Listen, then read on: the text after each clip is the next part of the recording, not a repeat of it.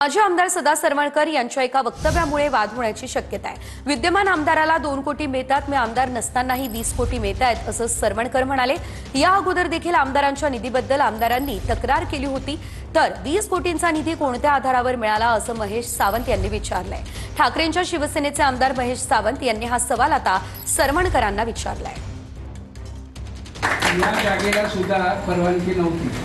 आपल्याला माहिती आहे, एखादं स्ट्रक्चर उभं करायचं असेल तर त्याला परवानगी लागते, परवानगी नव्हती, पण नंतर आयुक्त लेवलला आपण ती परवानगी घेऊन झालेली आहे। तिचंही होईल। आपल्या माहितीसाठी सांगतो, मी पराभूत जरी असलो तरी सुद्धा आपलं जे नेतृत्व आहे, म्हणजे फडणवीस साहेब म्हणा किंवा शिंदे साहेब, असलेल्या आमदाराला 2 कोटी मिळाले, तर मला नसताना सुद्धा 20 कोटी मिळतात। करताना मी दिसतोय सगळीकडे। अर्थात समाधान म्हणजे माझा मुलगा आहे, हे लोक आणि शाखा प्रमुख आमचे ही लोक जमी कामांची उद्घाटन करतात। मला का फुकटचा पैसा मिळतोय, त्यातला अर्धा खिशात टाकतात आहे, त्यामुळे ते बोलणार आहेत। आता मग 20 कोटी त्यांना निधी मिळाला, हा कुठल्या बेसवरती मिळाला?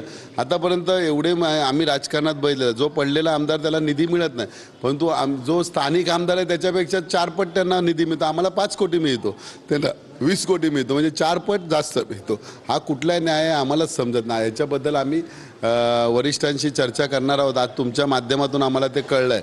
बरं झालं की यांची संस्कृती आणि यांची नियत लोकांना पुरा महाराष्ट्र